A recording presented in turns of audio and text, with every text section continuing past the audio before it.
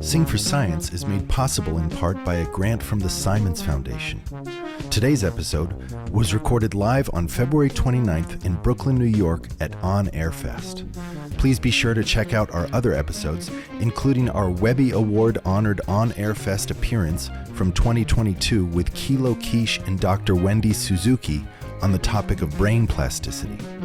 And if you like our show, may we humbly ask that you take a couple minutes to give us a review on your podcast platform of choice. Thanks for listening. Blue is not generally the colors of objects.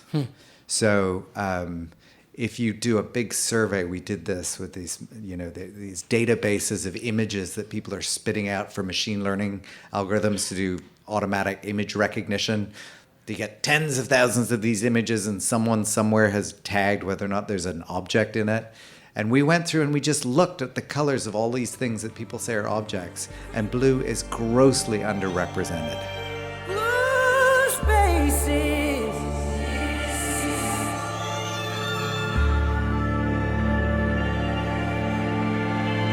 Blue spaces coming down.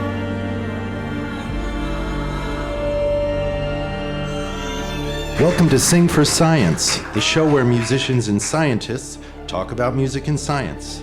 I'm your host, Matt White. Each week we'll talk about a song by our guest artist and how it connects with our guest scientist's area of expertise.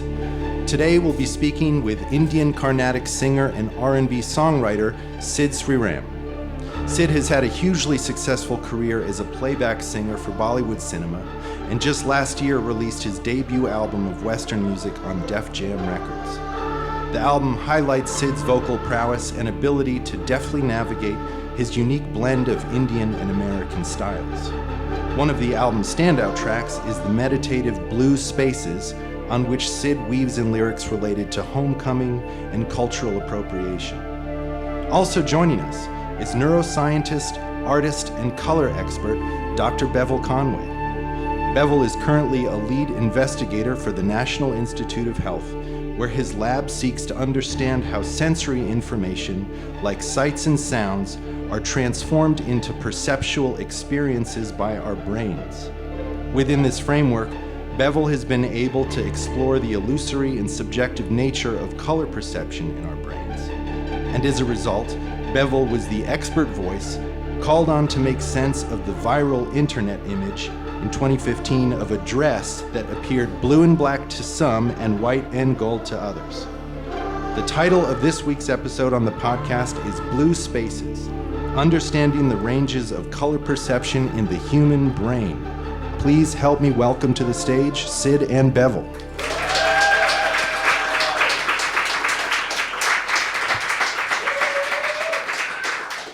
So Sid, I noticed that you started the Tiny Desk performance with something different from the recorded version, something more akin to what I would consider Indian classical music. So is that typical of the style that you sing as a playback singer? Actually, no. So that is a Hindu prayer to the god Ganesha.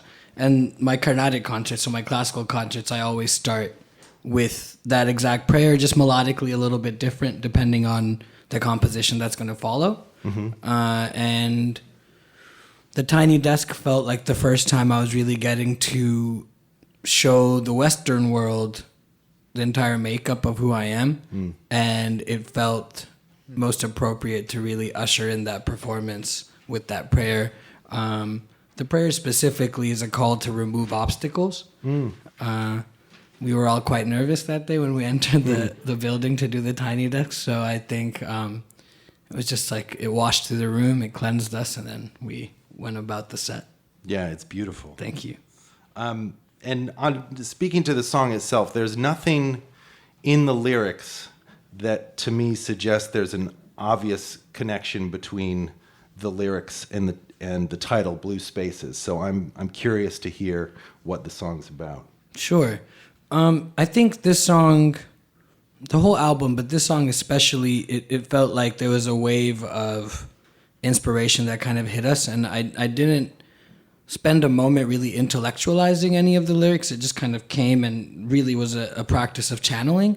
But as I made sense of it after the song was complete, it really feels like one assertion of identity, of this is who I am, a stake in the ground, and also an examining of just voids within, what those feel like, how one can attempt to fill those voids. It's really just asking the questions and kind of exploring what those massive spaces of emptiness and then sudden filling of that vacuum, what that feels like, what that sensation is. And even today, just as I look out, you see the sky and then you see the river over there, and I associate blue with the sense of vastness. And that's the emotion that I wanted to bring to the song. Obviously, from that abstract kind of feeling, it moves into more specific ideas of, I think you mentioned, like cultural appropriation. I think another aspect or anchor point of the song for me was looking at how I myself, being first generation from India to the US, how I've kind of tokenized my culture in certain points when I was younger, and undoing that. And in the undoing of that, unmasking some deep pain. The song is an exercise in trying to find my way to solace through unmasking these different kind of scars or, spaces of emptiness. And so it's blue that describes that void.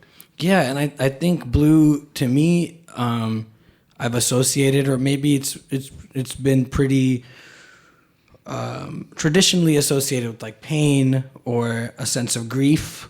But I think there's also, again, I think vastness is the word that always comes to mind. It just feels like an infinite kind of feeling when I think of blue, the spectrum of the color. And this song felt like me really entering just like an infinite space of exploration of self. Yeah. And that's the hook is blue spaces coming down on me. So just like, that kind of thing that feels like it's outside of me, that's infinite. What happens when it enters within oneself and what that feels like. Because it's pretty overwhelming, when there's a vastness that enters the internal and grappling with that. Yeah. And I think when you first came on my radar and I heard this track, even before this idea occurred to me for this conversation between you two, I think the thing that I thought of, especially looking at your album cover, which is just so rich in color, and I think about Indian culture, which to me, and I've never been there, but Indian culture, it just has such, by comparison, such a vibrant representation of color. Sure. I just think of it in the textiles, in the food, everything. And I know you go back and forth between India and the States. Yeah. I'm curious, is that your experience? You get off the plane and like you're assaulted with color, or to you, is that just kind of my assumption being a Westerner? Oh, no, there's definitely a truth to that. I think, again, keeping in mind that India is like a very large country with each region being, quite distinct from the other. But one uniform kind of characteristic that I have found traveling through the country, I'm from Chennai, which is in southern India. And definitely when I land in my city, it's not only color, but it's just a lot of information thrown at you all at once. And while still feeling extremely grounded, I feel like there's a vibrancy that pulses through the whole country. In my experience, definitely in the region that I frequently visit and live in, there's a vibrancy, there's a lot of information, a lot of chaos, but there's a grace in it, there's a certain order to it that I think has definitely subconsciously informed the way I view music. I view sound. I listen to music and I experience sound. One specific thing I think that really stands out to me is Southern Indian temple architecture, and it's very colorful, but also there's this idea of the architecture is almost made up of these like small building blocks that all come together to build a whole. And I think that has also really informed the way I think about music, is vibrant, colorful modules that can be kind of digested, thought about, and then put to work in different ways. It's kind of how I've viewed music. Yeah. Yeah. Does the color blue represent anything specific in India? And I guess another one of my assumptions before today was just because the song kind of had a melancholy tone, that there was some corresponding characteristic about feeling blue, and now that you've described it, I realize that's not what it is.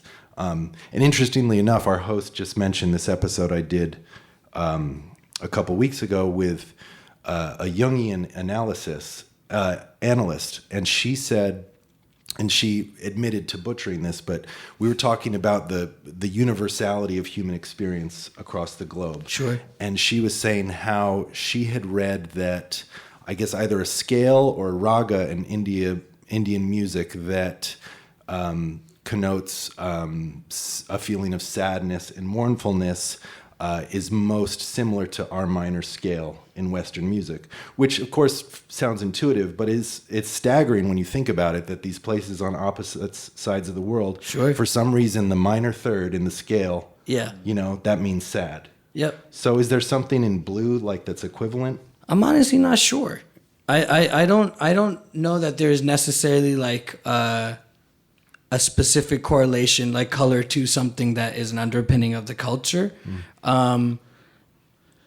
The first thing that comes to mind is if you look at Hindu deities, you look at Rama or Krishna, they're traditionally a certain shade. You look at Shiva, like a deep blue.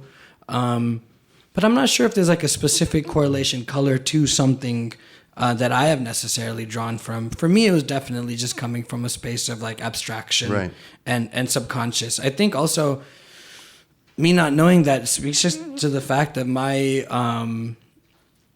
internalization of my culture is just definitely something that has been passed on a very subconscious level. I haven't necessarily done a lot of the work to logically kind of break down these things or dig in deeper, and I kind of like it that way. I think with a song like this one, it is very much there's a specific raga that I weave in and out of the song, and it's one that feels very melancholic, and I think it was just putting these feelings, specific melodic source points or influences, and the color, putting them all next to each other, and just leaving them there and letting listeners kind of draw the connections as they wish, or examine it, or just look at it and see what it inspires. Yeah. Yeah. Well, I think as Bevil can attest, this is, our perception of color and its cultural representations is a big piece of the puzzle. But also what it means to different people is extremely subjective. So, Bevil, I'll let you riff if you would. Yeah, no. I mean, it's fascinating listening to you talk. I think there are so many points of contact here that would be fun to explore and unravel. But I think one of the most fascinating aspects of color for me is how it functions as a kind of language. And like a language, it when you speak the language, you think everybody understands what you're saying. It's like, when I was living in Nepal and I met someone who didn't speak English, I'd speak louder as if somehow that would make it clearer. It's unfathomable to me that you don't understand what I'm saying.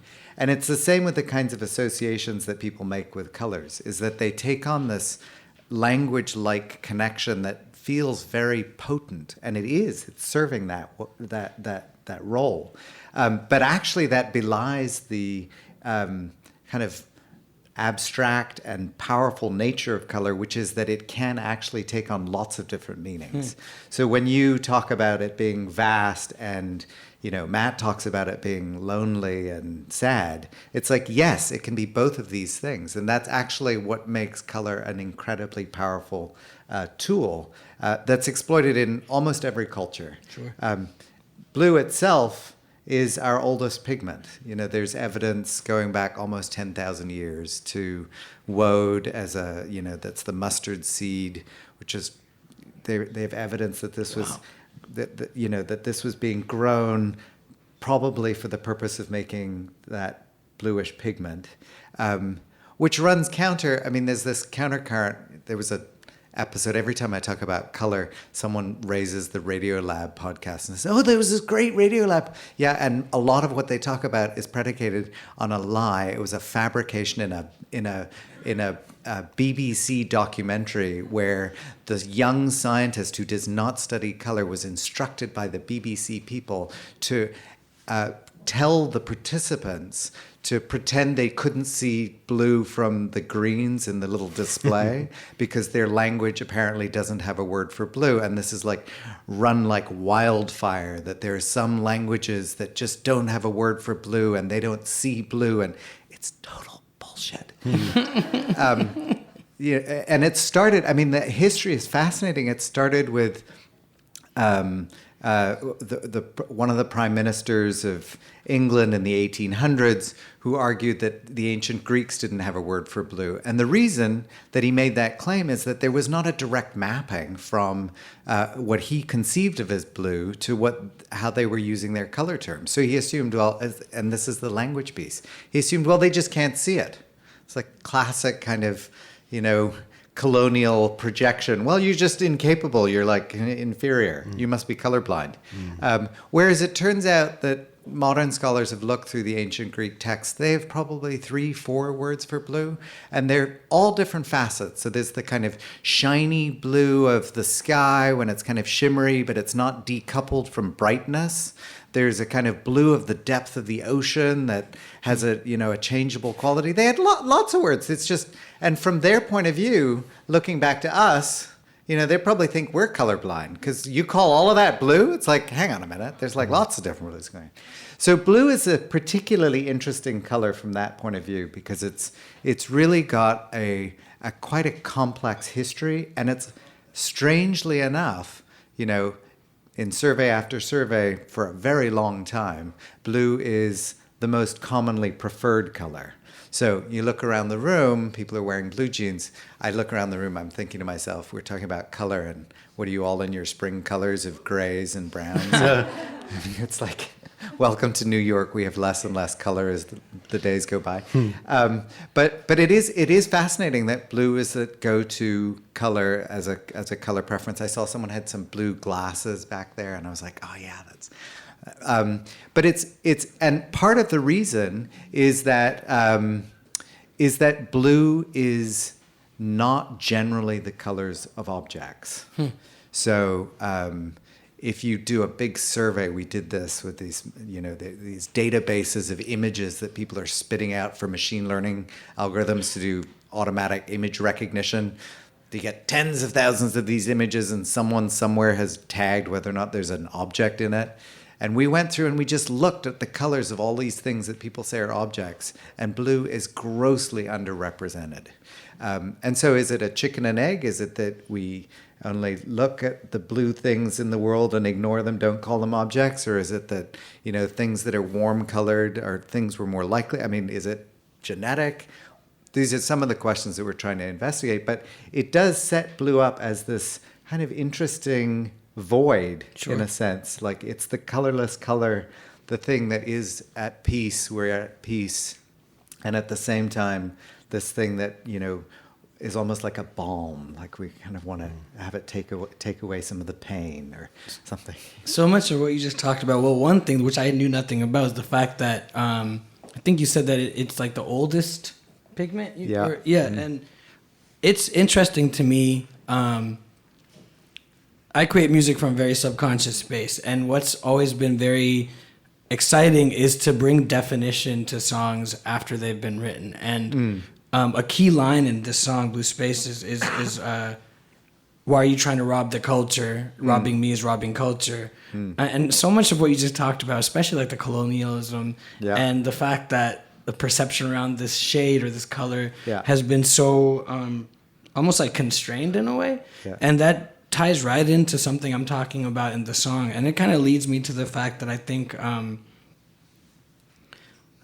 something as infinite as, again, I just go back to the fact that, you say blue is not really seen in objects, but it's like surrounding us at all times. And, but we don't touch it. Right. Yeah, I mean, this is the poetry of, touching the sky. Sure. It's like, well, that is the thing that you can't touch. Right. Yeah, and yeah, it's always magical to see resonance points in spaces where you didn't really have knowledge of something before, but it's still very kind of synergistically like. And hearing right you sort of quote back to me, blue being the oldest pigment, I can hear people saying, but Lascaux caves, tens of thousands of years, the oldest pigments are the ochres, the earth tones, the charcoal and so on.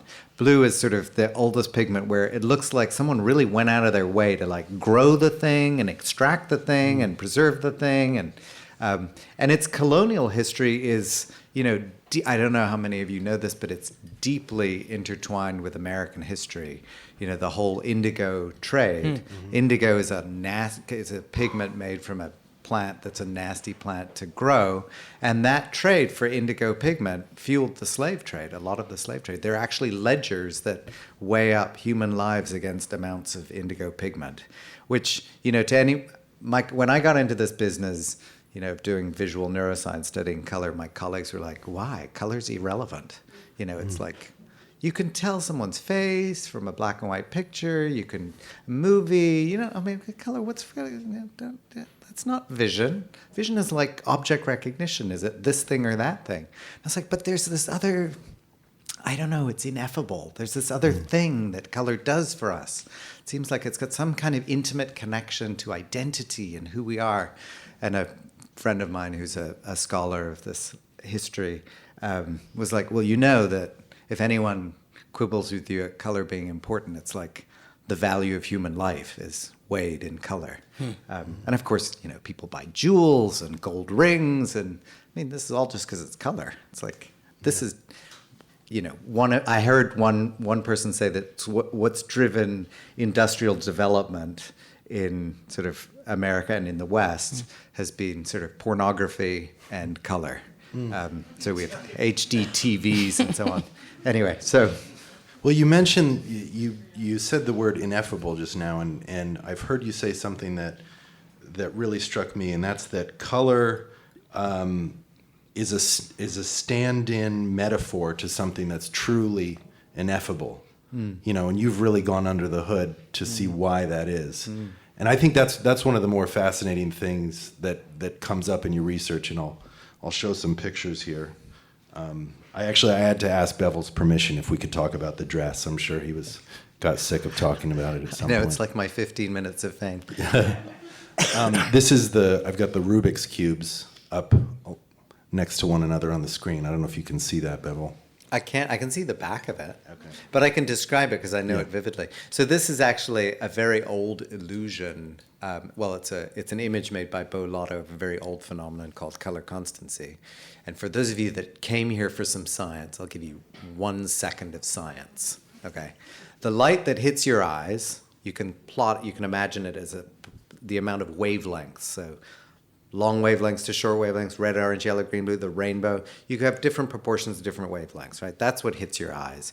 But the quantity of each of those wavelengths is determined by 2 variables: the spectral content, the wavelengths in the light source, and the absorptive property of the pigment of the surface, right?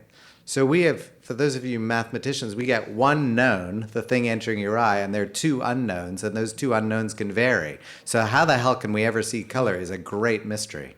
And the only way you can do it is by making an assumption about what you think the quality of the light is. And we do this automatically. So you go around and you're like, it's a blue sky. I think I'm going to subtract some of the blue from what I'm looking at. And now I'm going to interpret that thing, as, less blue because I'm color correcting given what I think the illuminant is. So this illusion here is a simulation of what you do automatically without even thinking about it, where one cube is under a simulated bluish light and the other is a simulated warmish light.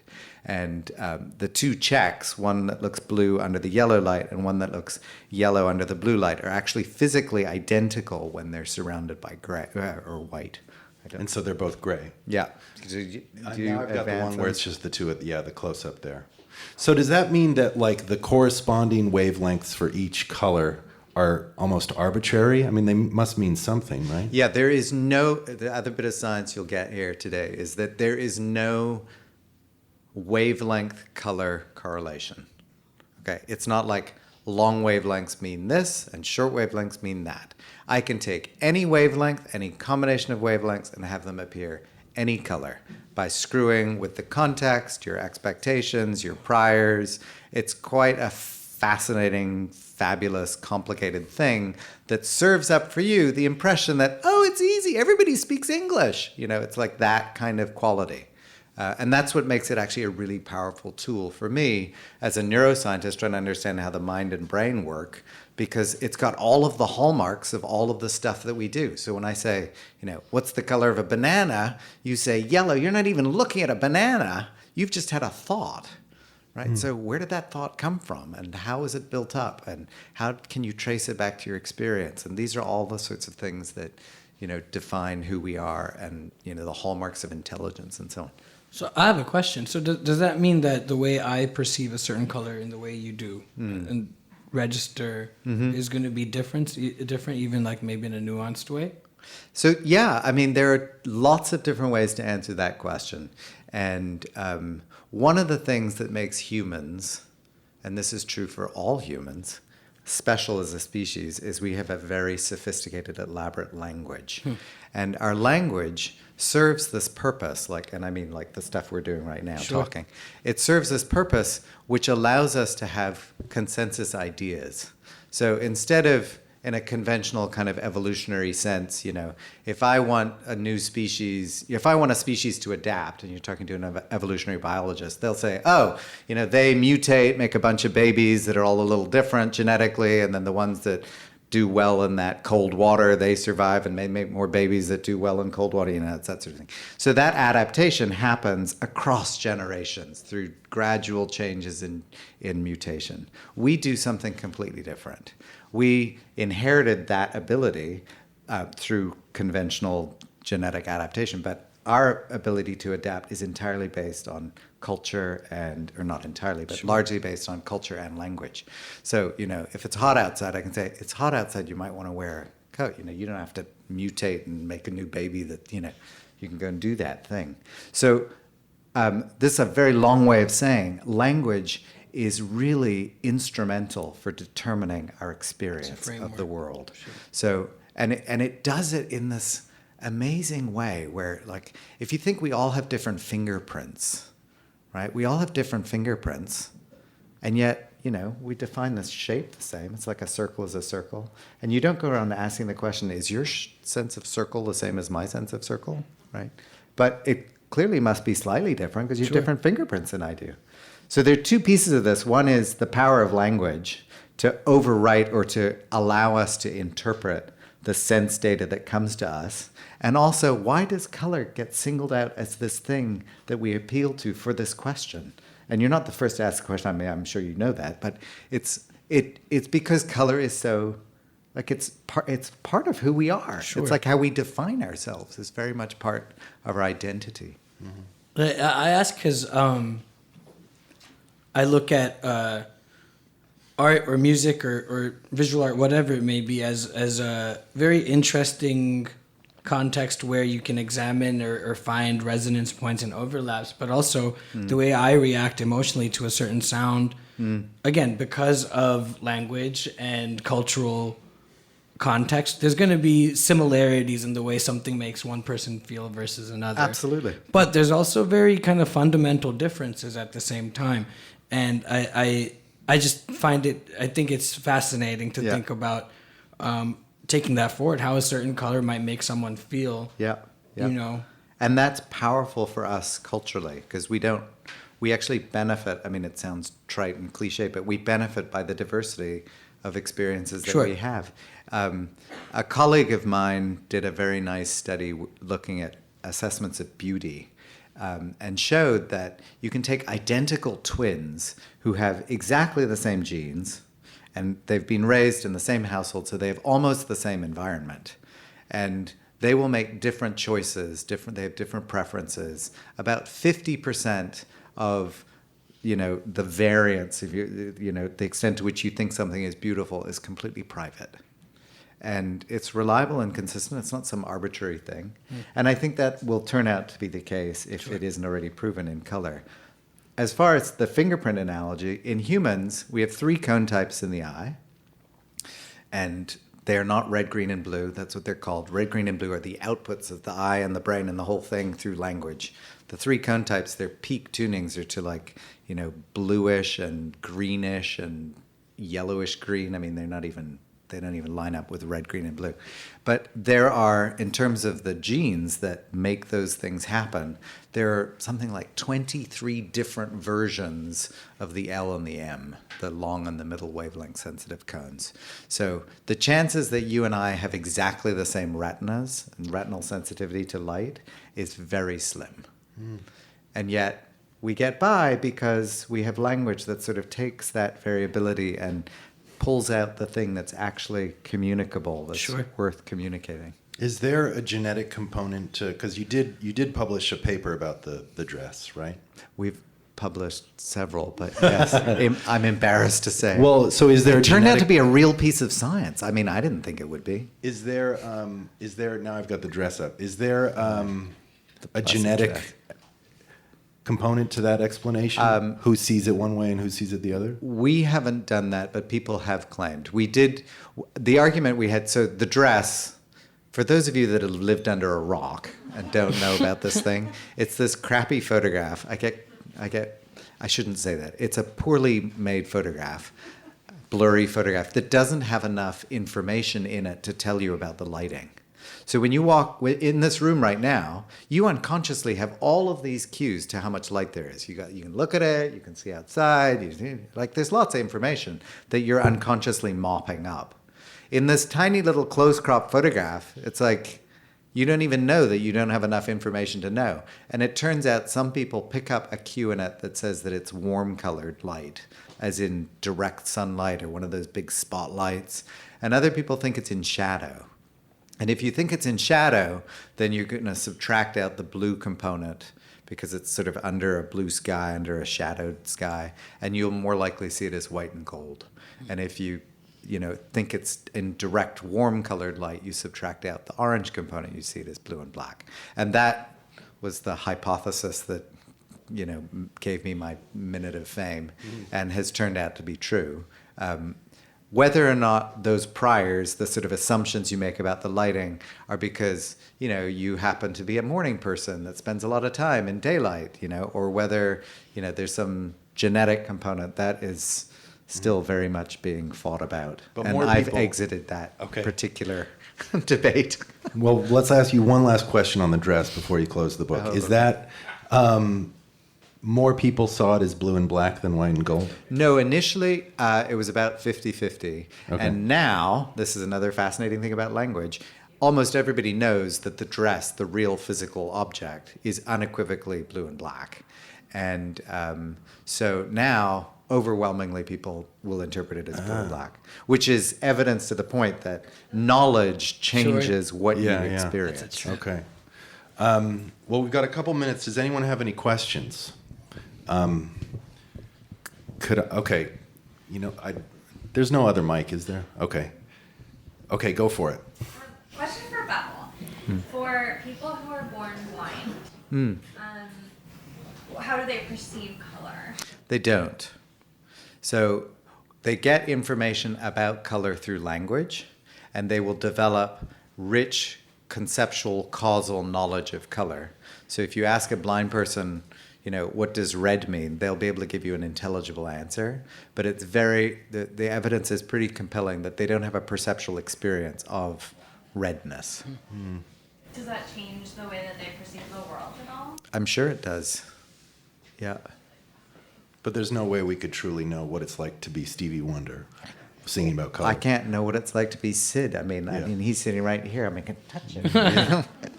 He can touch me with the sound that he makes. It me chills up my spine. I mean, it's like this is the magic of, I think, being alive and being human, is that there is this uncrossable gap. Any more questions? Why can you see colors when you're falling asleep, when your eyes are closed? Why can you? Yeah. Well, there are a couple of reasons. I don't know exactly what you're referring to, but if you just close your eyes and you push, don't do it too hard, that pressure can activate the photoreceptors and you generate what's called a phosphene. And there's a lovely account that Isaac Newton presents where he used a blunt knitting needle to actually poke the side of his eye. We're not allowed to do this anymore, it's like IRB regulations and so on. But anyway, so that's one way you can do it. The other is, the eyelid provides a color filter that then moderates light. And then there's a whole lot of memory effects that also kick in. And the most surprising thing to people is that when you close your eyes at night, it's not black. It goes to gray. It's like a warm gray. To see black, you actually need light. And that, I think, is yet another piece of evidence that, color is part of this big package of, how we experience the world is through contrast. We were talking earlier about the contrast between India and America. And color, you get in India and they're like monochrome. Do we see color in dream state, like when dreaming? This is debated. I mean, I do. And I trust me, Do you? I never recall my dreams when I wake up. So really? It's been a while. So wow. I don't really know. Huh. Yeah. I'm fascinated to know about the process of how color and sound come together for you. There's this whole world of synesthesias, right. And we can go into that turf, but it is one of the oldest connections is between color and sound. Sure. I think for me, I've never specifically, I associate certain colors with certain feelings for sure, certain sonic kind of spaces, but it's been more through conversation with others who really vividly kind of correlate certain sounds or songs or whatnot with colors. I've had conversations with people after shows where they said certain songs just inspired a deep green.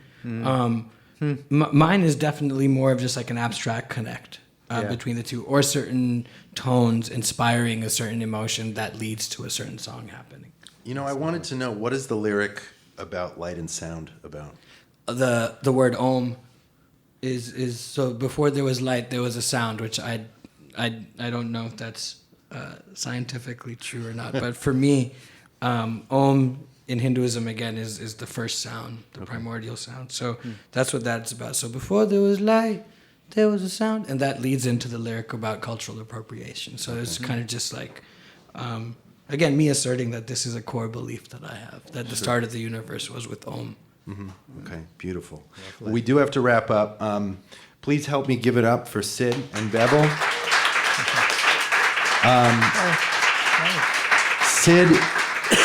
Sid, you're going to be doing 2 nights at the Music Hall of Williamsburg. Yeah, March 8th and 9th. March 8th and 9th? Yep. Bevel, is your lab going to be doing any shows in Brooklyn? We're not. Okay. We're not. But I am working on a book about color, which in a couple of years you'll hear about. So how can people find out more about what you do? The wide open world of the web. Okay, very good. You can email me. I mean, I respond to email, and my email is very easy. I called the dude. Yeah. He just had his phone number. I just answer the phone. It's Yeah. hi. All right, great. It's like this. Turns out that color isn't that hot of a. Well, I really appreciate it. Thank you to On Air and Talkhouse for having us, and once again, please give it up for our guests. Be sure to check out Sid's album, Siddhartha, and to catch him on tour this spring. For more information, please visit his website, sidsriram.com. To learn more about Bevil's work as both painter and neuroscience researcher, you can check out his website, bevilconway.com. Sing for Science is co-produced by Talkhouse and made possible in part by a grant from the Simons Foundation. Our music is by Panoram.